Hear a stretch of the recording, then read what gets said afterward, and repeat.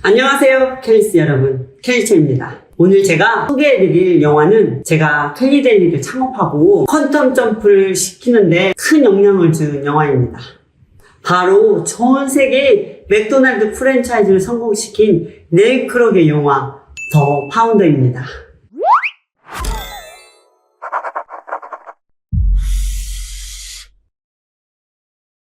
영화 더 파운더와 도서 사업을 한다는 것을 통해 프랜차이즈 성공 비법을 나눠보고자 합니다. 이 내용은 꼭 창업가나 프랜차이저에게만 해당되는 것은 아니고요. 사업을 꿈꾸고 준비하시는 모든 분들에게 도움이 되는 내용이니 귀를 쫑긋 세워주시고 잘 들어보시길 바랍니다.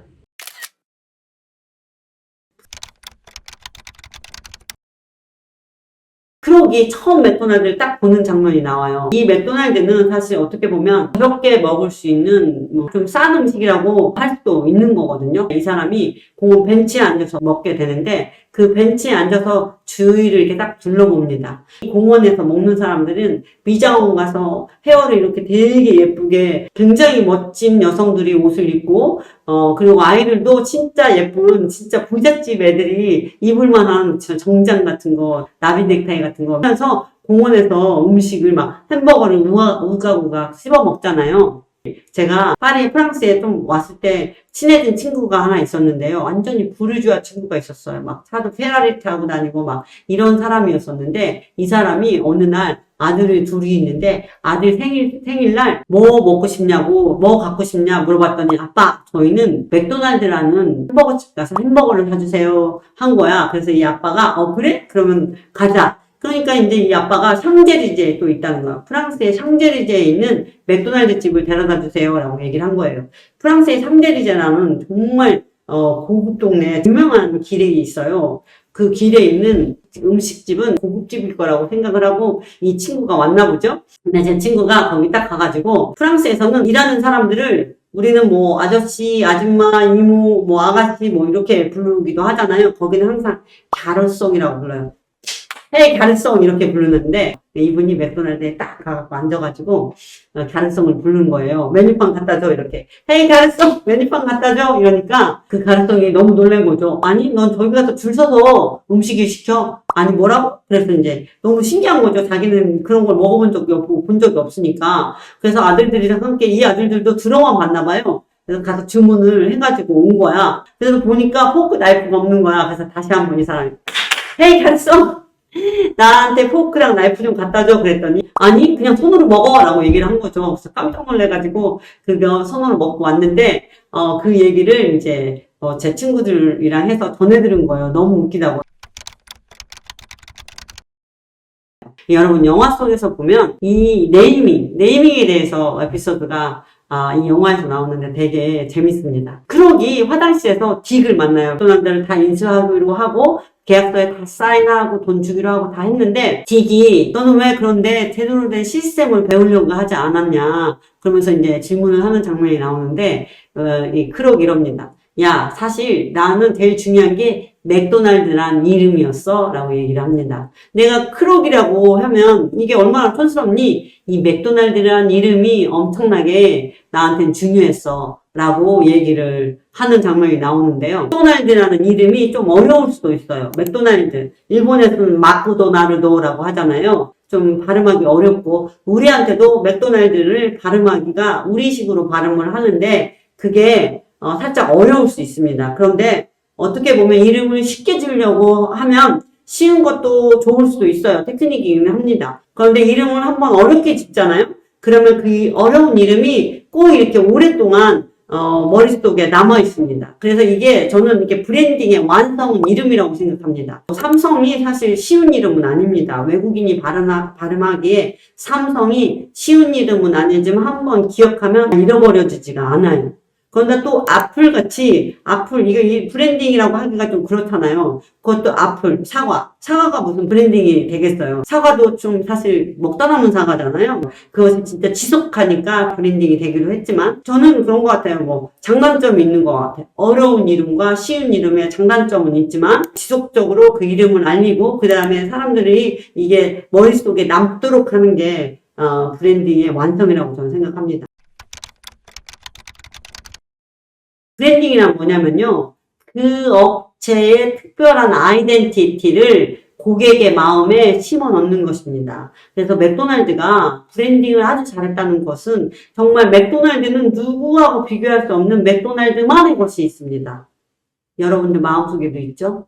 그것이 맥도날드가 가장 잘한 것 중에 하나입니다. 아이덴티티를 여러분의 심장에 누구도 비교할 수 없는 것을 심어놨기 때문에 맥도날드가 유니크하고 브랜딩을 잘했다고 보면 됩니다.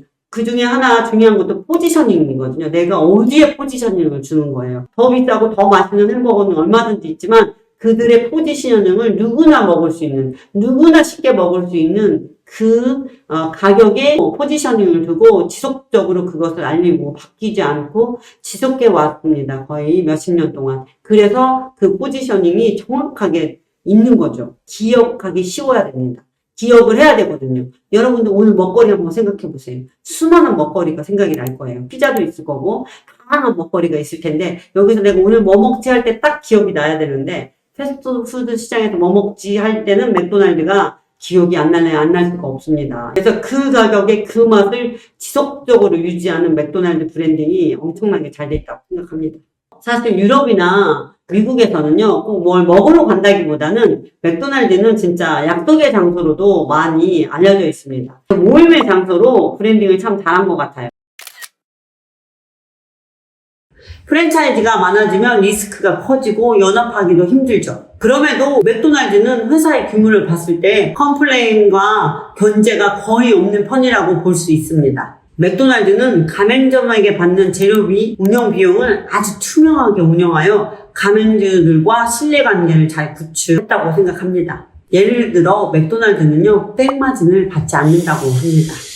재료비에서 1원이라도 수익이 녹아들어 있으면 돈을 더 많이 가져간다고 프랜차이즈가 생각하게 되면서 신뢰를 깨트리게 됩니다. 그러면서 서로 못 믿게 될 수가 있죠. 제가 맥도날드 전 회장님한테 들은 내용인데요. 어느 날 맥도날드 가맹점주들이 들고 일어났습니다. 왜 우리가 사는 감자튀김이 왜 더 비싸? 납품할게 내가. 이렇게 얘기하는 게 한 번 있었다고 합니다. 그래 좋아. 그러면 맥도날드의 프렌치 프라이 그 감자튀김은 어떤 걸로 납품을 해야 하냐면 최소한 길이가 예를 들어서 5cm 이상, 7cm 이상 돼야 된다. 그리고 감자는 어떤 감자여야 된다 이런 것이 있었다고 합니다. 아주 명확한 기준이 있죠. 그래서 여기에 맞는 감자를 납품해 주십시오. 이것을 지킬 수 있습니까? 라고 물어본 거죠. 그러니까 이 프랜차이즈도 아하 그렇구나. 모든 감자 길이는 명확한 기준이 있어야 했다는 거죠. 정말 중요한 것은요. 맥도날드는 백마진을 1원도 안 먹는다. 그래서 의심이 없이 신뢰하는 게 기본적으로 깔려 있습니다. 사실 프랜차이즈들이 되게 힘든 것이 백마진을 먹을 것이다. 그러니까 본사가 더 벌면 가맹주가 덜 벌고 가맹주가 더 벌면 본사가 덜 버는 이런 시스템이 아닙니다. 완벽하게 오픈해 있기 때문에 의심은 안 합니다. 물론 본사가 벌어가는 퍼센트가 많지만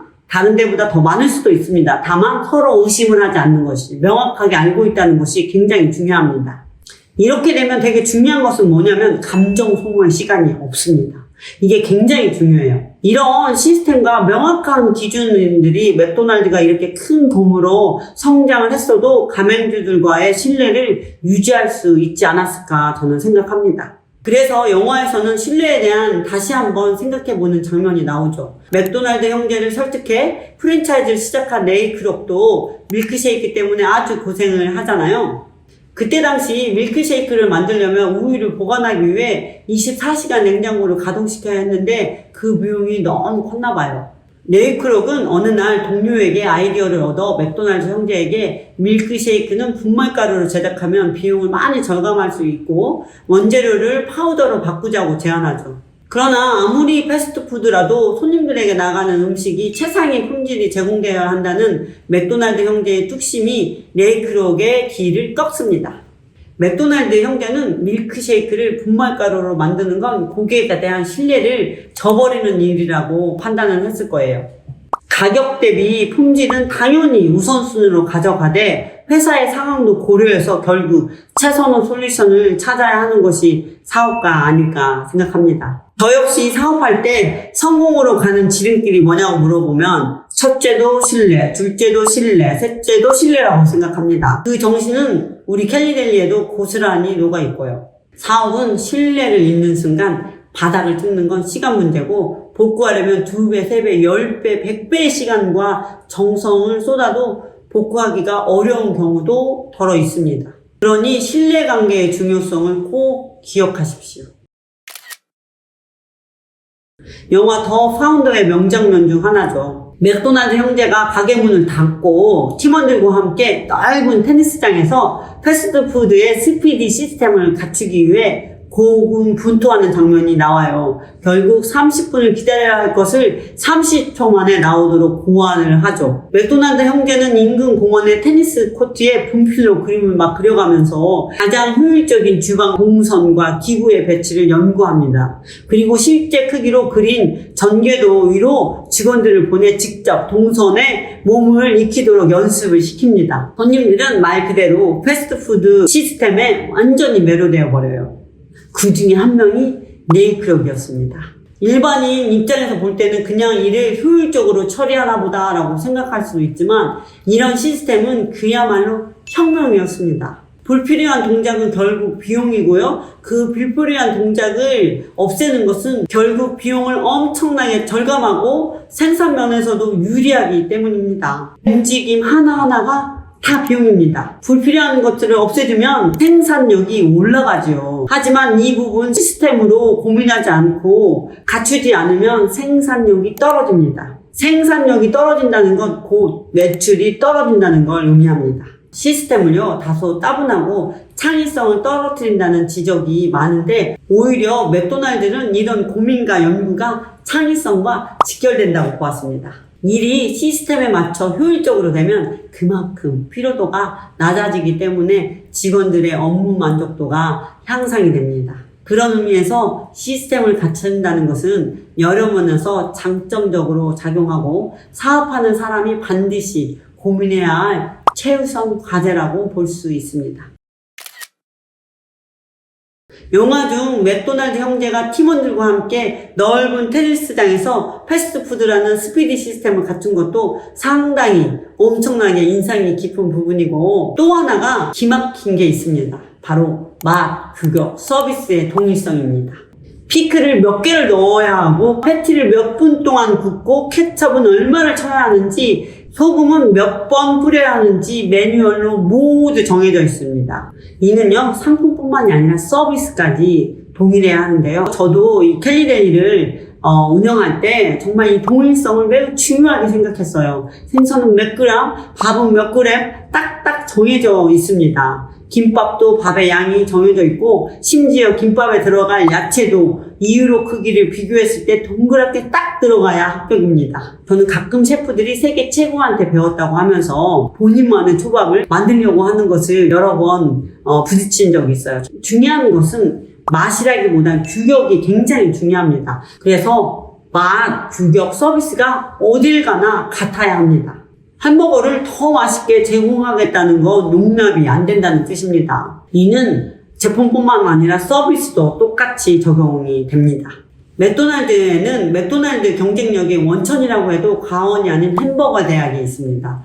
햄버거 유니버시티인데요. 햄버거 대학은 맥도날드 임직원들의 교육을 위해 1961년에 설립됐는데요. 이곳에서는 매장 운영, 인사관리, 경영기술, 고객 서비스 등 아주 다양한 교육 프로그램 등이 진행되고 있습니다. 햄버거 대학이라니 버거를 만드는 방법을 배우는 걸까? 라고 생각하실 수 있겠지만 햄버거 대학의 실제 교육 과정은 활발한 토론과 참여 자세가 기본이라고 합니다. 직원들이 레스토랑을 경영하는 데 필요한 전반적인 지식이나 리더십, 커뮤니케이션 능력 등을 키우는 데 집중되어 있다고 보면 됩니다. 맥도날드 햄버거 대학의 성과는 대단합니다. 손님의 키 높이에 맞춘 계산대 높이, 이동 편의성을 살린 매장, 배치의 아이디어가 모두 햄버거 대학에서 나왔다고 합니다. 맥도날드 햄버거 대학교는 미국 주요 고등교육기관 조정기구인 NCE 크레디티에서 지원하는 맥도날드 학점 추천제를 받은 유일무이한 퀵서비스 레스토랑인데요. 미국의 경우 1600개 대학 및 칼리지에서 푸드 세이프티 코칭 같은 과목으로 학점이 인정될 정도로 수준이 아주 높고요. 실제 대학에서 인정받고 있답니다. 동일한 맛, 규격, 서비스에 대해 맥도날드가 얼마나 진심인지 느껴지시죠? 캘리델리도 독창적인 교육 시스템을 갖추고 있습니다. 이 맥도날드의 이 점을 벤치마킹 하기도 했습니다.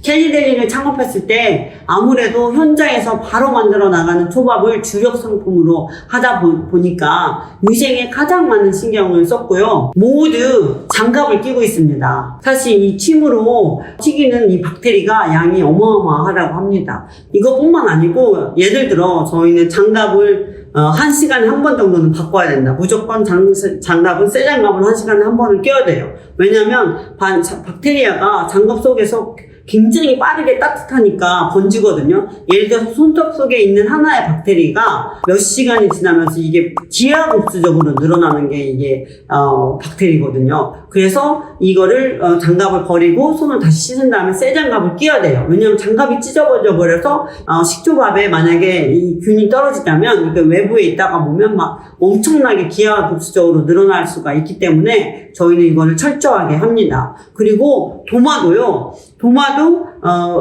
같은 균이 들어올 수 없도록 고기 써는 도마는 고기만 썰고 야채 써는 도마는 야채만 썰게 그렇게 하면서 굉장히 서로 크로스 콘타미네이션이라고 하거든요.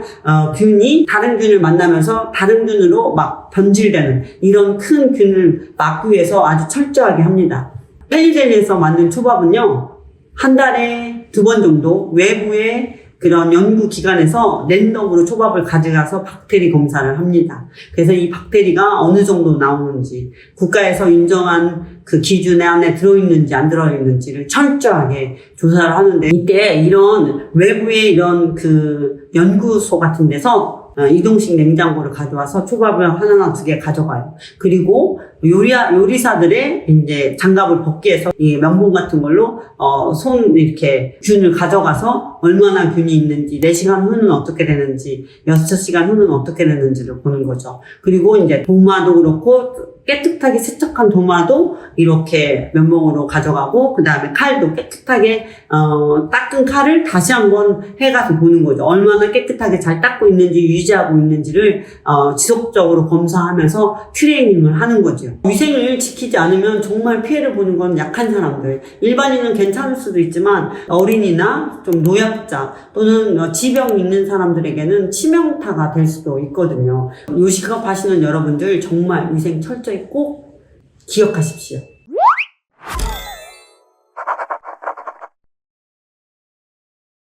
사실 저는 이 영화를 보기 전에 레이 크룩의 자서전을 먼저 보았는데요. 파운더 영화보다도 먼저 나온 책이죠. Grinding It Out, The Making of McDonald's. 번역하면 성공은 쓰레기통 속에 있다라는 뜻입니다. 제목부터 아주 강렬합니다.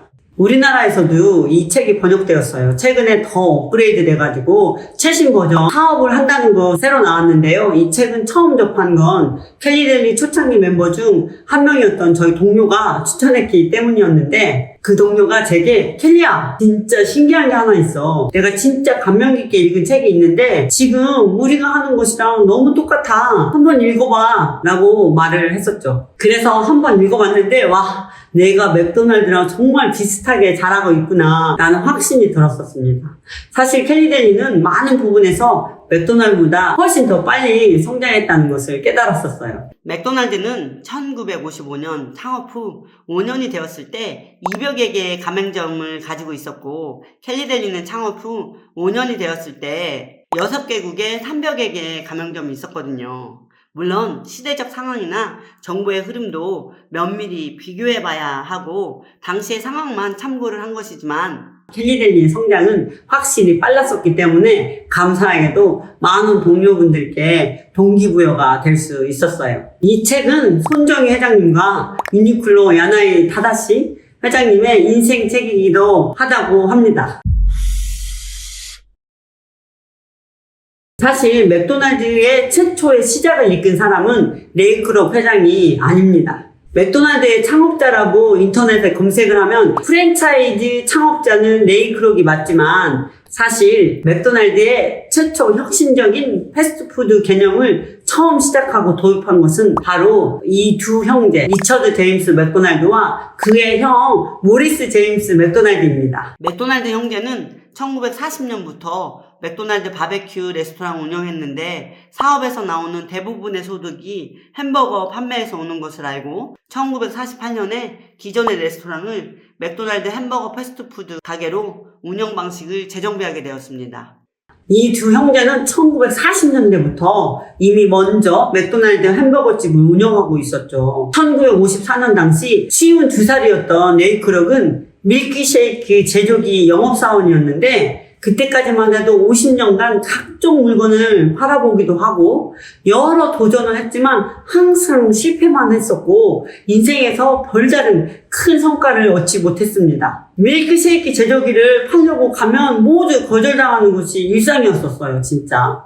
그런데 어느 날 이 맥도날드 형제가 이 밀크쉐이크 제조기를 레이 크록에게 8대나 구매를 합니다. 아니, 한 개도 거절당하기 십상인데 8대를 구매했다고? 이 사람들 잘못 시킨 거 아니야? 하고 이 상황에서 형제에게 찾아가요. 이 두 형제는 굉장히 빠른 스피드 시스템으로 30초 만에 햄버거가 나오는 엄청난 굉장한 햄버거집을 운영하고 있었고 그래서 그만큼 많은 제조기가 필요했었던 것이죠. 이 굉장한 스피드 시스템에 반한 레이 크록은 이 두 형제에게 맥도날드 프랜차이즈를 제안을 하였고 아내 몰래 집을 담보로 대출까지 하면서 프랜차이즈 사업을 올인하게 되었습니다. 프랜차이즈 가맹점의 총 매출의 1.9%가 레이 크록이 가져가고 그중 0.5%를 맥도날드 형제에게 주는 것으로 계약을 따냈죠. 두 형제는 스피드한 혁신적인 제품의 시스템을 개발하는 데 집중해서 디테일에 집착하는 장인정신이 많았었어요.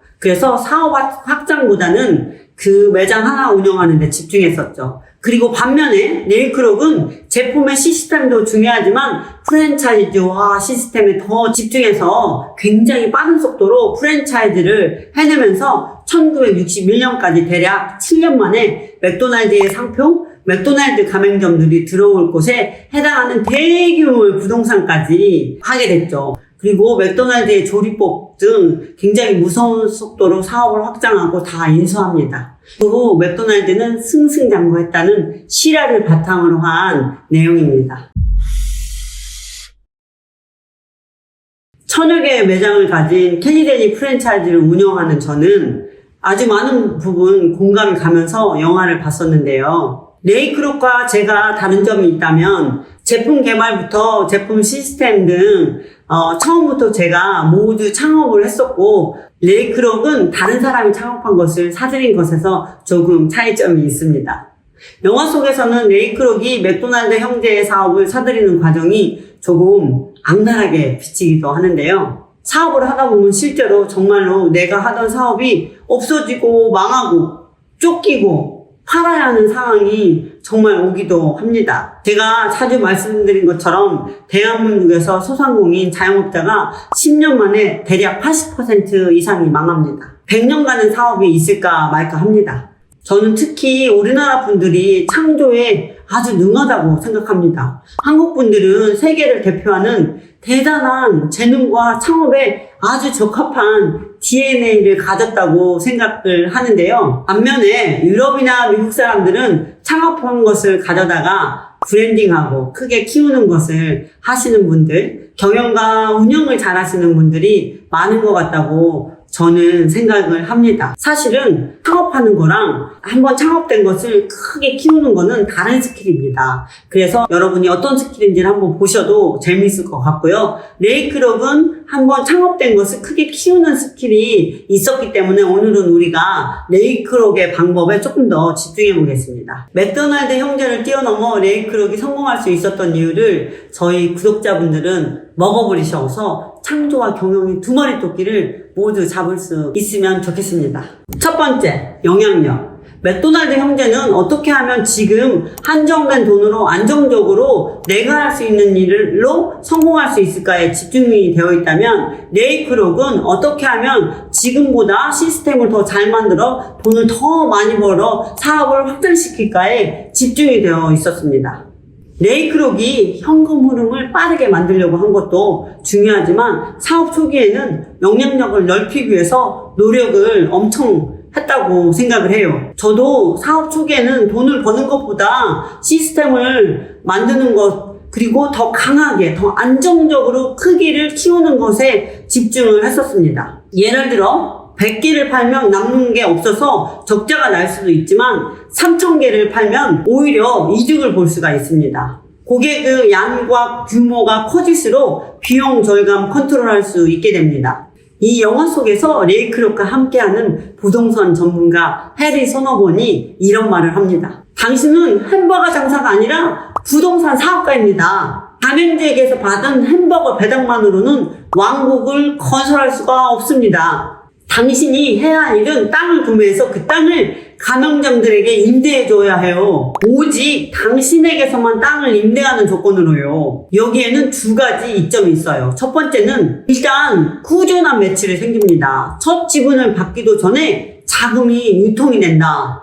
두 번째는 사업을 확장시킬 자본금이 쌓입니다. 그 자본금으로 더 많은 땅을 매입하고 그 위에 더 많은 가맹점들을 세울 수 있죠. 더 중요한 것은 통제권을 주는 거죠. 여기서 통제력이라고 조금 좋지 않게 비유되었죠? 제가 생각하기에 고객 가맹주들과 주변 협력체 등등 얼마나 많은 사람들에게 영향력을 줄 수 있는 주도권이 있는가, 더 많은 고객을 유치할 수 있는 영향력을 가지고 있는가? 이런 개념과 비슷하다고 저는 생각합니다. 이렇게 영향력을 받쳐줄 수 있다면 비용 절감 컨트롤할 수 있게 됩니다. 맥도날드 형제처럼 한정적인 돈만을 가지고 한정적으로 사업을 하지 않아도 되죠. 저는 이 레이크록이 이 영향력이 받쳐졌기 때문에 따박따박 들어오는 현금 흐름도 따라왔다고 생각을 합니다. 그리고 이렇게 생긴 자금으로 다시 재투자할 수 있는 성장의 순환 구조가 생긴 거죠. 그리고 이 단계에서 자금이 생겼다면 리스크도 통제할 수 있는 힘이 생기게 되는 것입니다. 정말 또 한 번 실패해도, 여러 번 실패해도 괜찮을 돈과 시간을 번 것입니다. 맥도날드 형제들은 어떻게 햄버거를 더 맛있고 더 빠르고 정말 맛과 품질의 시스템을 만드는 데 몰입을 했지만 결국 레이크록은 프랜차이즈 시스템에 집중한 거죠. 하지만 레이크록이 맛과 품질을 놓쳤을까요? 초반에 형제들과 비해서는 부족한 점도 많았지만 장기적으로 계속해서 맛과 품질을 놓쳤다면 지금의 맥도날드까지 성장하기는 어려울 것이라고 생각합니다. 그 가격에 그만한 햄버거를 먹기가 어렵습니다. 두 번째, 법과 실행력. 영화에서는 맥도날드 부동산의 주도권을 잡은 레이크록과 맥도날드 형제들과 전화하는 장면이 나옵니다. 계약 내용을 변경하라는 레이크록에게 맥도날드 형제가 레이크록 모든 변경사항은 서면으로 협의가 되어야 해. 너는 계약 내용을 바꿀 수 없어. 라고 하지만 레이크록은 이건 계약이 변동되는 것이 아니라 다른 회사야 라고 말하는 장면이 있어요. 레스토랑 내부의 일은 전적으로 자네들의 소관이야. 하지만 밖이나 위아래는 자네의 권한은 문과 바닥에서 끝나. 이렇게 말하죠. 이렇게 맥도날드 레스토랑은 형제들의 권한이 있긴 했지만 가장 법을 잘 알고 계약에는 해당되지 않는 땅을 소유해버린 것이죠. 레이크록이 부동산 임대 사업을 했고 상표 제작권, 조립법 등 빠르게 주도권을 잡은 것이고 이 모든 것이 가장 밑바탕이 되는 기초는요, 법과 실행력이라고 생각합니다. 부동산 사업으로 땅을 넓히려고 해도 결국에는 법을 알고 실행력이 있어야 하거든요. 빠르게 주도권을 잡았다면 쥐도새도 모르게 샥 퍼져야 합니다. 진짜 막 한 5년 만에 1000개 정도 오픈을 해서 주도권을 잡고 있지 않으면 카피 업체들이 우후죽순으로 나타나서 다 카피해가지고 함께 망하는 길이 될 수도 있어요. 요새는 F&B 사업도 지적 재산권을 보장받아야 한다는 목소리들이 많이 있습니다. 조금만 트렌디한 것들을 만들면 돈 있는 사람들이 달려들어요. 처음에는 차별성이 있었던 내 사업장이 어느새 점점 일반화가 된다는 얘기입니다. 그만큼 메리트가 떨어지죠. 그래서 저는 빨리 먼저가 되어야 한다고 생각합니다. 제가 아는 우리나라의 어떤 프랜차이즈 대표님께서 야심차게 준비해서 회에 런칭을 했는데요. 도리어 망해서 돌아온 사례들을 본 적이 있습니다. 왜냐하면 법무팀, 변호사의 역할이 엄청 중요한데 그것을 조금 관과한 것 같아요. 외국에서 일을 하는 것을 한국에서 일하던 방식으로 생각하면 큰 오산이라고 생각합니다. 그래서 법무사, 변호사 등 법 관련한 데 투자를 하는 게 굉장히 중요해요. 사실 법무팀을 꾸린다는 게 그 운영 비용이 상당한데 주저하는 순간 훗날을 도모하기가 어려워요. 이 부분도 과감하게 투자해서 실행력을 갖춰줘야 돼요. 매장을 열 때 법무팀에서 된다 안 된다를 명확하게 해주기 때문에 가능한 것이죠. 전문가한테 꼭 점검을 받으셔야 한다고 생각해요. 정말로 가맹주들을 성공할 수 있도록 하고 그들에게 도움이 되려면 프랜차이즈 본사가 튼튼해야 합니다. 이 모든 것은 실행력에서 나오는 것이라고 생각합니다. 세 번째, 사람. 저는 맥도날드 형제들은 장사를 한 것이고요. 레이크록은 사업을 한 것이라고 생각합니다. 사업은 사람이 굉장히 중요합니다. 사업은 나보다 내 일을 더 잘하고 뛰어난 사람들이 많아져야 가능합니다. 맥도날드 형제는 장인정신이 아주 강해서 위임을 하려고 하기보다는 모든 일들을 거의 직접 자신이 하려고 했습니다. 레이크록은 자신이 못하는 부분을 나보다 더 잘해줄 사람에게 위임을 합니다. 그 중에 한 예시로 부동산 사업을 함께 시작하게 된 계기를 만들어준 해리 서너번이죠. 레이크록은 그와 함께 맥도날드를 부동산 사업으로 확대하며 승승장구하게 됩니다. 부동산 전문가인 해리 서너번은 너무 뛰어나고 정말 똑똑한데 그렇게 장기적으로 뛰어난 전문가를 함께 할 수 있도록 설득을 하는 레이크록은 엄청난 커뮤니케이션의 대가입니다. 이 사람은요, 맥도날드 형제를 만났을 때도 프랜차이즈 하자고 완전히 설득시키잖아요. 이 사람은 설득의 대가입니다. 커뮤니케이션의 대가예요. 그리고 리더십이 엄청납니다. 제가 자주 강조하는 것은 사업은 내가 혼자 사는 것이 절대 아닙니다. 여러분이 장사를 할 것인지 사업을 할 것인지는 여러분의 개성에 따라서 결정하시면 되고요. 장사도 장인정신을 가지고 하는 것도 좋다고 생각합니다. 하지만 여러분이 만약에 사업을 하고 싶으시다면 정말 사업가는 사업가로서의 다른 스킬도 배우셔야 합니다. 이임도 하셔야 되고요. 커뮤니케이션 스킬도 늘리셔야 되고요. 그리고 리더십도 공부하셔야 합니다. 레이크록은 영화에서 돈을 밝히고 가정도 파탄내는 이기적인 인물로 비유되고 있는데 사업은 전쟁이야! 라고 말하며 치열한 사업가의 모습을 보여주기도 합니다. 이 영화 속에서 레이크록은 아내 몰래 집을 담보로 대출까지 받으며 사업을 위해 가족도 거는 모습도 나옵니다. 그런데 사업을 하시는 분들 중에 이런 분들 정말 없을까요? 내가 사업에 성공하면 꼭 갚아줄게! 가족에게 이런 말을 해놓고 거의 80%의 대다수의 경우는 이것을 못 지킵니다.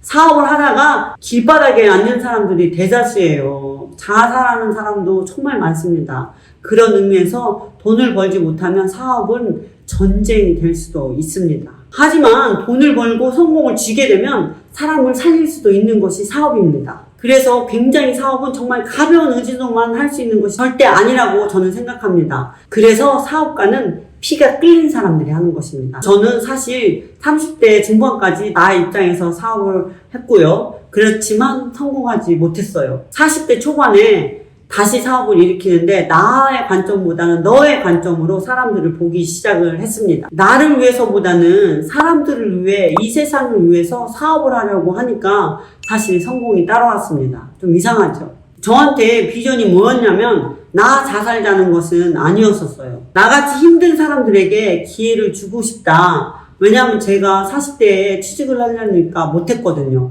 그래서 남들이 나를 취직시켜주지 않으니까 내가 나를 취직시켜야겠다라는 마음으로 사업을 시작했고 나 같은 사람들을 더 많은 일자리를 주자라는 마음으로 시작했습니다. 40대에 나이 많은 여자들도 많이 취직을 시켜주는 일을 연구했습니다. 사실 저는 처음에 40대에 알바도 못 구해서 파리도 아니고 왕복 3시간이 걸리는 어느 식당 초밥집에서 일을 했었어요. 누군가가 조금만 알려주기만 해도 씹어 먹을 수 있었는데 나같이 이런 사람들에게 일자리를 주지 않았어요. 그전엔 돈을 벌려고 일을 했지만 이번에는 사람들에게 도움이 되는 일을 하겠다, 이런 생각으로 처음에 초기에 시작을 하니까 어떻게 하면 더 많은 사람, 1000명한테, 10,000명한테 일자리를 줄 수 있는 기업이 될 수 있을까 고민했었고요. 실제로 지금은 굉장히 많은 사람들에게 일자리를 주고 있습니다. 옛날 켈리 같은 사람들한테요. 그리고 핵심은 사업을 할 때 어떤 일을 하더라도 원칙을 지키는 것이었습니다. 관계에서의 원칙, 가정에서의 원칙. 사업을 최선을 다해야 돼. 결과는 원칙에 맡기겠다라는 마음이었습니다. 그리고 사업 초기 때는 출장이 굉장히 많았었어요. 웬만하면 모두 다른 나라 출장이었었어요. 하지만 아이가 태어나고 나서는 저나 남편 둘 중에 한 명이 우리 딸이 잘 때, 깨어날 때 눈을 바라봐주는 것을 꼭 하려고 했습니다. 정말 너무 바빠서 건강도 무너졌었지만 가정도 시스템을 만들려고 노력했었어요. 그리고 저녁 8시 땡 되면 일 이야기를 하지 않기로 결정했습니다. 그러면 어떻게 될까요? 조금 더 혁신적으로 회사에서 일을 잘 처리할 수 있도록 시스템을 만들어야 했습니다. 지금 현재 직장에 계시든 투자 또는 사업을 하고 계시든 가장 중요한 건 스몰 자이언트가 되는 것입니다. 스몰 자이언트란 뭐냐면요, 작아도 아주 튼튼한 회사입니다. 그래서 점점점 아주 튼튼한 것을 원칙으로 하고 성장해 나가는, 그러면 어느 순간에 이런 회사는 오래가는 회사가 됩니다. 저도 최고의 식품업체가 되길 바라지만 무조건 튼튼하게 개런티가 있는 만큼만 성장을 시킵니다. 제대로 성장하기 위해서죠. 사실 회사가 튼튼하려면 성장을 제어하면서 성장해야 한다고 생각해요. 힐리델리 초반에는요, 막 100% 매년 막 이렇게 성장을 했었는데요. 지금은 원칙적으로 연간 20% 안에서 성장하려고 하고 있습니다. 기회가 있더라도 올해는 20%만 하겠다, 이런 식으로 성장을 하지 무조건 매장을 오픈하고 막 밀어붙이지는 않습니다. 그런 식으로 운영하는 시스템은 언젠가 약해질 수 있다고 생각하기 때문입니다. 회사는요, 사이즈마다 장애물이 다릅니다. 어느 정도 크면 더 큰 장애물이 있습니다. 목표하는 사이즈에 도달하기 위해서 지금 하는 사업의 10배 정도 차이가 나는 사람에게 배울 게 있다고 저는 생각합니다. 그래서 10억은 10억짜리 장애물이 있고요. 100억짜리, 1000억짜리, 조단위 장애물이 다 있습니다. 여러분이 생각하기에 저기까지만 가면 장애물이 없을 것 같죠? 아닙니다. 오히려 그 큰 만큼 더 큰 장애물은 항상 있습니다. 불어랑 영어, 심지어 한국말도 어눌했던 저였지만 그런 위대한 롤모델을 설득할 수 있었던 이유는 바로 진심과 성의에 있었던 것 같습니다. 돈으로는요, 동기부여가 안 됩니다. 되더라도 매우 짧은 시간일 뿐입니다. 내가 배우고 싶은 사람에게 진심과 성의를 오롯이 보여주고 내가 잘 먹고 잘 사는 것이 아니라 이 지구 환경, 사람에게 이로운 회사를 만들 것이다 라는 공헌적인 모습도 보여주어야 해요. 실제로 당신의 언행이 일치해야 하는 것은 당연하고요. 어떤 사람에게 투자를 해주세요 라고 말하고 싶다면 실행력이 있어야지 말만으로는 부족합니다. 아이디어는 돈으로 저는 안 칩니다. 저는 지금까지 생각해보니까 딱 이거밖에 없었던 것 같아요. 진심과 성의, 그리고 다양한 실패에서 얻은 실행력. 다들 잘 아시겠지만 전 돈이 있었던 것도 아니고 여러분들이 보다시피 말을 잘하는 사람도 아니었습니다. 저의 진심이 세계적인 롤모델들의 마음에 통했던 것 같습니다. 그런 의미에서 지금 당신이 사업을 준비하고 있거나 사업을 시작하는데 고심 중이라거나 또는 성공하고 싶은 사람이라면 빠른 성장보다 튼튼한 것이 중요하다라는 사실을 절대로 잊지 마세요. 진심과 성의 그리고 실행력을 가지고 롤모델들을 찾아 전진하다 보면 당신도 누군가의 롤모델이 되어 있을 것이고 사회에 공헌하는 멋진 사람이 되어 있을 테니까요. 이 비디오가 좋으셨다면 주변 사람들에게 공유해주세요. 이 채널은요, 성장을 위한 자기계말 전문 채널입니다.